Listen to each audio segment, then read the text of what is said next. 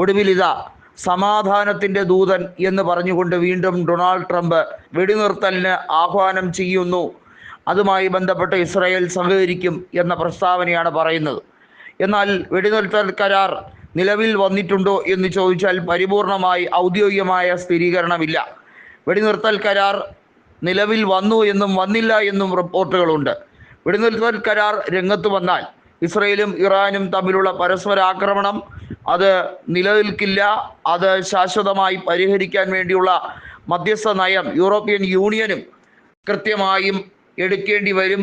കാരണം ഈ വിഷയത്തിൽ നേരത്തെ തന്നെ UN സെക്രട്ടറി ജനറൽ ആയിട്ടുള്ള ആന്റോണിയോ ഗുട്ടറസ് പറഞ്ഞത് ഒരു കാരണവശാലും യുദ്ധം മുന്നോട്ട് കൊണ്ടുപോകാൻ അനുവദിക്കരുത്. ഇത് വലിയ പ്രത്യാഘാതങ്ങൾ ഉണ്ടാക്കും. ഹോർമോസ് കടലിടുക്ക് പരിപൂർണമായി അടയ്ക്കാൻ ഇറാൻ പദ്ധതിയിടുന്നത് വഴി ലോകത്തുള്ള ഗതാഗതം, അതായത്